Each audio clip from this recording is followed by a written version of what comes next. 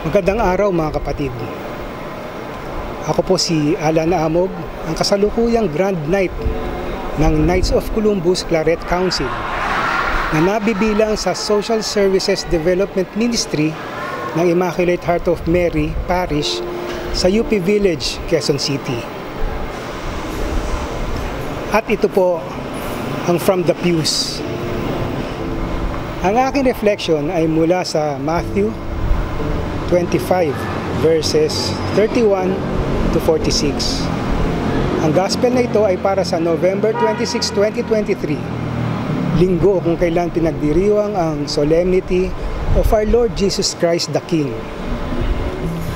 Ang gospel ay tungkol sa huling paghuhukom, kung saan sinabi ng Panginoong Hesus na sa panahon na siya ay maging hari at umupo na sa kanyang trono, titipunin niya ang lahat ng tao sa kanyang harapan at paghihiwalayin niya ang mga ito, ang mga matuwid sa kanan at ang masama sa kaliwa.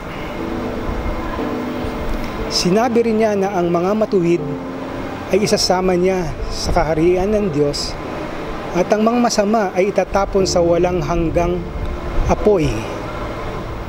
Paano nga ba maging matuwid ang mga nasa kanan?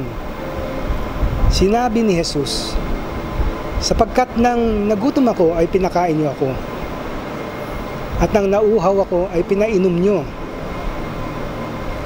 Nang naging dayuhan ako ay pinatuloy niyo ako sa inyong tahanan, at nang wala akong maisuot ay binihisan niyo.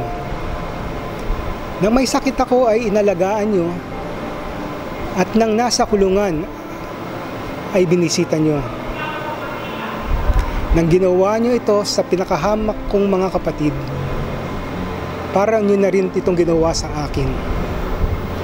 Ayon sa gospel, kasama sa pagiging matuwid ang pagiging matulungin sa kapwa sa oras ng pangangailangan. Hindi sapat ang puro pagdadasal at pagsisimba lang upang maging matuwid. Maliban sa paggawa ng masama, kasalanan din ang hindi gumawa ng mabuti. Kailangan din nating kumilos upang gumawa mabuti. Dapat tayong tumugon sa pangangailangan ng ating kapwa. Magbahagi tayo ng ating natanggap na mga blessings sa pamamagitan ng paggawa ng acts of charity. Naisip natin siguro na ang charity ay para sa mayayaman lamang. Pero ang totoo, hindi lang pera o kayamanan ang pwedeng ibahagi sa ating kapwa. Tayong lahat ay binigyan ng panahon, time at kakayanan, talents, na maaaring i-share sa ating kapwa. Tayo ay nabubuhay sa mundo upang maglingkod sa Panginoon at sa kapwa. Mainam na mag-volunteer tayo sa mga activities ng ating parokya o sumali sa mga organizations tulad ng Knights of Columbus. Noong wala pa ako sa Knights of Columbus, napakahirap sa akin ang magbigay sa kapwa. Niisip ko noon na lahat ng ibibigay ko ay dapat may kapalit.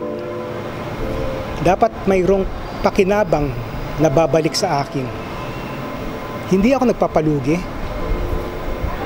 Kahit malit na halaga o bagay, siguradong irereklamo ko na minsan ay nauwi pa sa pakikipag-away. Ngayong kasapin ako sa Knights of Columbus, nag-iiba na ang pananaw ko sa pagbibigay at pagtulong sa kapwa. Salamat sa mga formation, nadadagdagan ng kaalaman ko sa pagiging Katoliko. Naunawaan ko ang kahalagahan ng paglilingkod sa pamayanan, sa parokya ng dahil sa ating pananampalataya. Aaminin ko, hanggang ngayon masakit pa rin magbigay. Pero nararamdaman ko na habang dumadalas ang paglilingkod, nakasama ang pagtulong, ay unti-unting nababawasan ng sakit.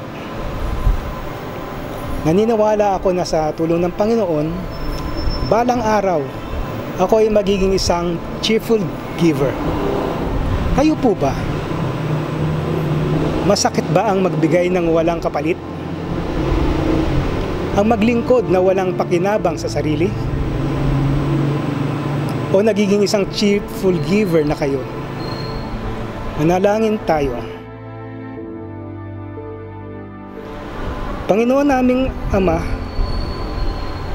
salamat sa mapagpapalang pinagkaloob mo sa amin. Salamat sa pagpili mo sa akin upang maging daluyan ng iyong blessings para sa aking kapwa. Gawin niyo akong matuwid. Bigyan mo po ako ng pusong mapagbigay dahil alam ko mahal mo ang mga taong nagbibigay ng may kagalakan. Amen.